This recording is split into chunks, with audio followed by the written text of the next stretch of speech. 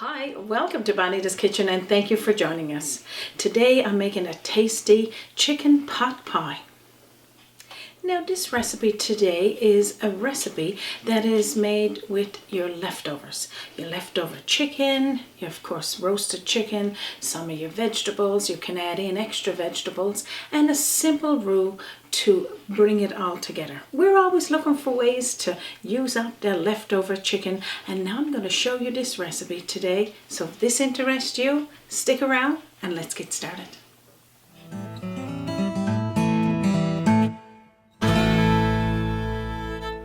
So over here we got about 2 cups of chopped cooked chicken, and of course I got a lot of dark meat there, so we enjoy using that.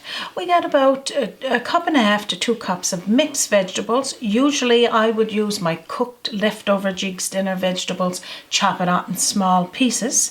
I do have a potato here cut in little cubes, cooked first and cut into little cubes. A large onion chopped. We're going to be using some flour, butter, salt, pepper, onion powder, and some savory. And over here we got some drippings from the roasted chicken and some chicken broth. Now let's start putting this together. So I'm going to be putting into a hot frying pan 2 tablespoonfuls of butter or margarine, and we're going to let that melt there just for a moment, and we'll add in our onions. And then toss into your frying pan 1 chopped large onion and let that start cooking there till it just gets a little transparent. We're going to be tossing in with it a half a teaspoonful of summer savory or summer savory. We love savory here in Newfoundland and Labrador.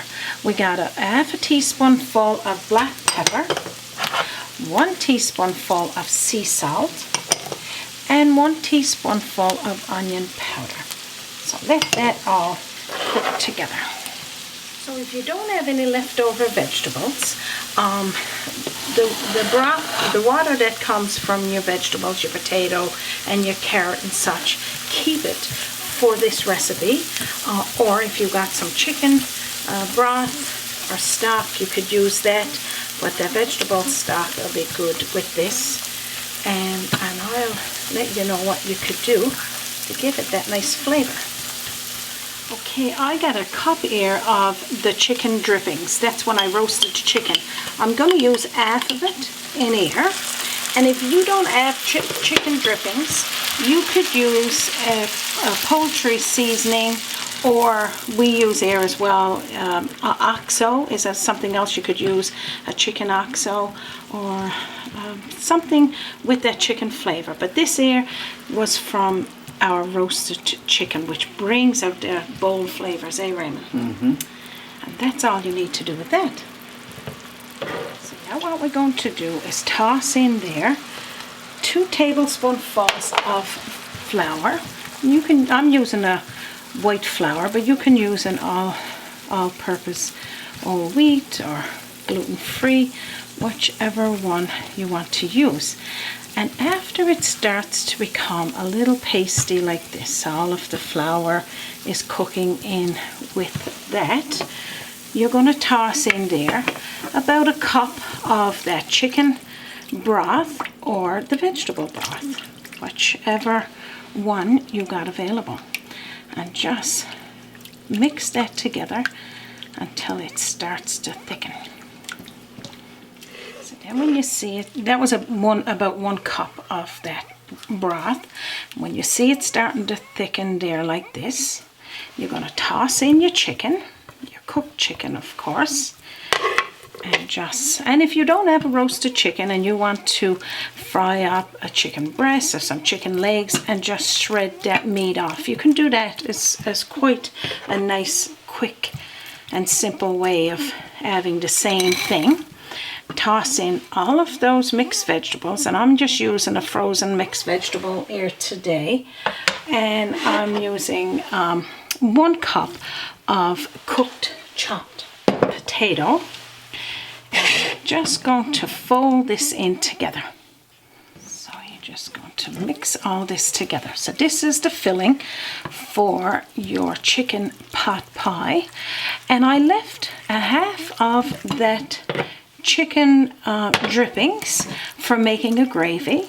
But if you got leftover gravy or you want to make an instant gravy, that's fine. But we want to have some gravy to go over this pot pie when it comes out of the oven. So now what we're going to do is take this off the stove and let it cool down, and we're going to make our pastry. So pretty much all I done then is put all of that filling, the chicken filling, into a bowl to let it cool down, because we don't want for that to be hot going into our pastry. So we got 2 cups of all-purpose white flour, or you can use flour of choice. I always give that option. Half a teaspoonful of sea salt, or again, a sea salt of your choice. We got half a cup here of cold water and a half a cup of cold butter, and we just got it cut into cubes. Now I'm going to work this together with my pastry cutter just to break all of that butter down into the flour. So now you can do this with your pastry cutter. You could do it in your mixer with the hook, whatever you want to do or whatever you got available. So then after you got the butter all incorporated through, I'll get some of that off my pastry cutter after, the rest of it I should say. Get all of it there together, and then slowly pour in the cold water. We don't want to overwork it too much, just enough to bring it to a ball. So I got my spoon taken out now, and with my clean hand I'm going to bring this dough all together, taking in all of the extra flour to turn into a ball.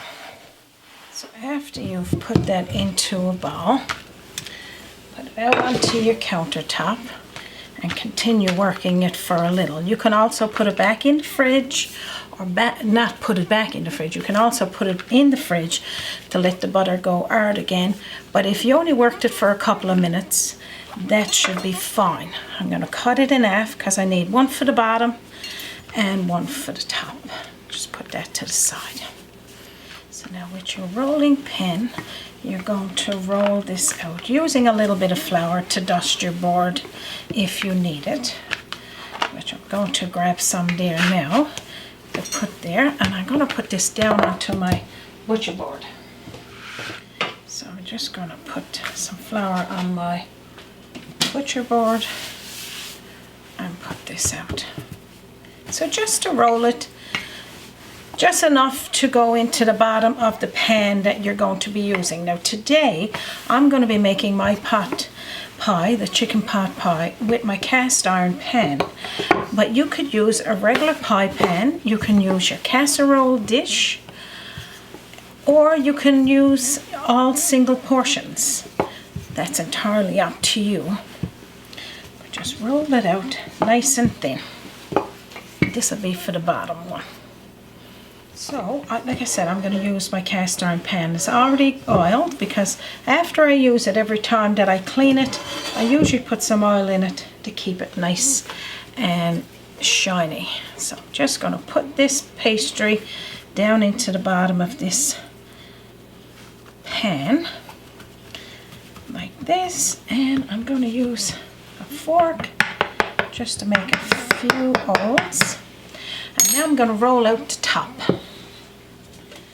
After you got the pastry for the top rolled out nice and thin, again like this, I'm going to pull it back, bring in my pan, and then I'm going to dump all of this filling into the pan.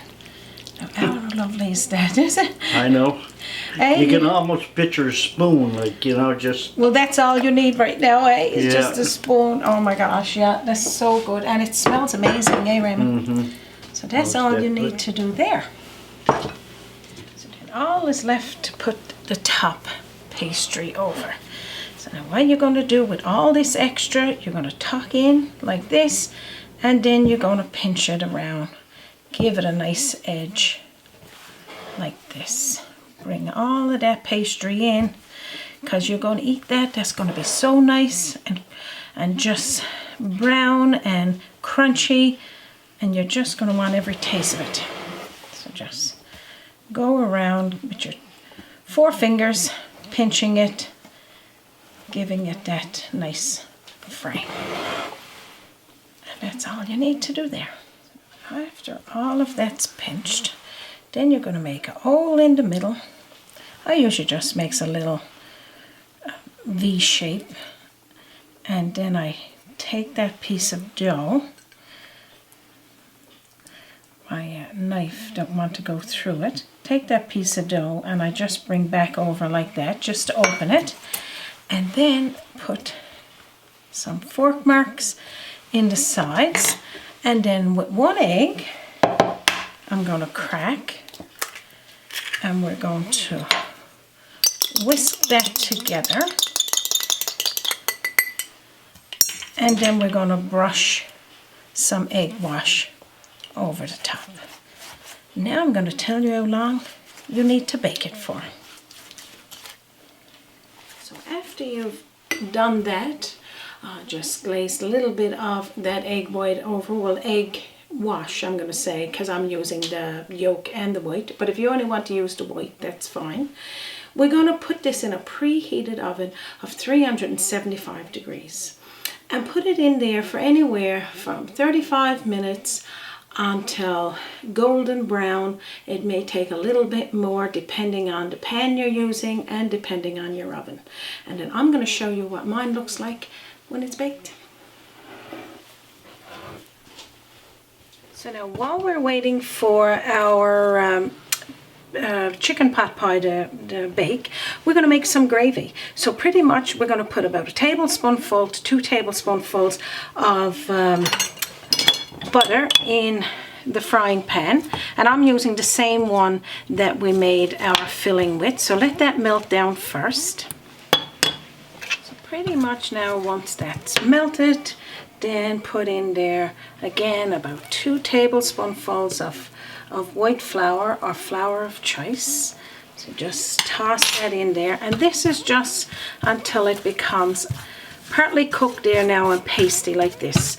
So it's ready to make that gravy. And then of course I'm going to be putting in there the leftover drippings from where we cooked that chicken. That's going to go into... That tasty stuff. Oh yeah, well that's the stuff we make gravy with when we're doing our Jigs dinner and we're doing, well, whatever, poutine. You can see, look, there's chicken bits in there. Of course, it's going to be oh so tasty. And then I'm going to be putting in 1 cup gradually of that vegetable broth or chicken broth, whichever you got available. And stir until it starts to get thickened. And that's all you need to do there. Now, as you can see, it's starting to go thick there. You can add some more broth in there if you want to. And if you don't have that chicken drippings, use, again, some of that poultry seasoning or oxo or whatever flavoring you got for chicken. That's where you live. And that'll be the flavor. And that's all you need to do there. Now we'll go check on that chicken pot pie. Our chicken pot pie is baked. It smells amazing. I can't wait to cut into it. Now just look at this delicious chicken pot pie. Now I will always say let it rest a little bit, but if it's for your supper, you're really not going to let it rest because you want to eat it hot. And it's nice and flaky. It's moved away from the side of the pan, so that gives me a really good indication that the crust is nice and flaky. So I'm going to cut. Now the first piece is never pretty, so bear with me on that one. It's still going to taste the same. It will, yeah, for sure. Oh my, now just look at this tasty chicken pot pie. Oh my gosh. I can't wait for you to make it and for us to have a little taste. Yum. Of course, we can't forget that delicious gravy that we made. And I got it in my gravy maker here that keeps it warm. And I'm going to just put a small amount over our chicken pot pie and our potatoes. Now, of course, everybody likes extra bit of gravy over their meal. And of course, this chicken pot pie with a delicious pot pie, with a delicious chicken gravy, not a pot pie gravy, so good. And now I'm going to have a little taste. I know you can see yourself making one of these tonight, and I hope you got leftover chicken. If not, pull that chicken out of the oven, out of the freezer, and get cooking on it, because you'll love this. Oh my goodie. So I can't even tell you how delicious it is, because the flavors of the drippings, of course, from the roasted chicken, but everything together, all blended well, nice flaky crust, as you can see, cooked all around. And you can see the back part too. So delicious. Drop the fork delicious. I can't wait for you to make it, and I can't wait for Raymond to have some. I've got the plate ready, my darling. You know you do.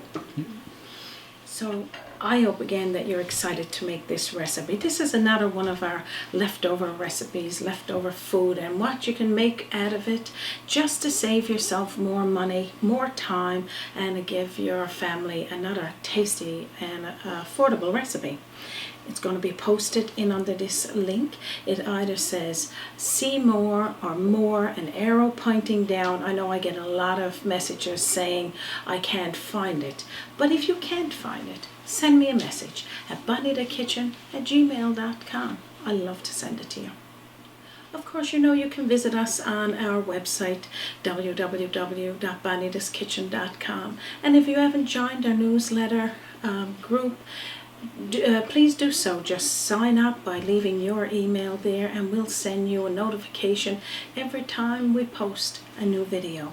And we usually post on a Sunday for everybody to sit and enjoy, of course with a cup of tea. So I'm not going to take any more of your time. Of course, we know it's precious. We thank each and every one of you for spending a little bit of it with us here today. On behalf of myself, Raymond, and our team, and from our kitchen to yours, you have a wonderful day.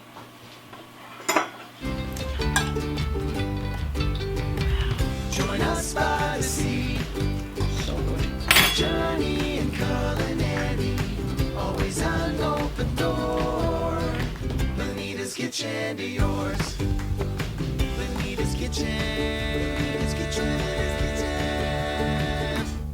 To yours.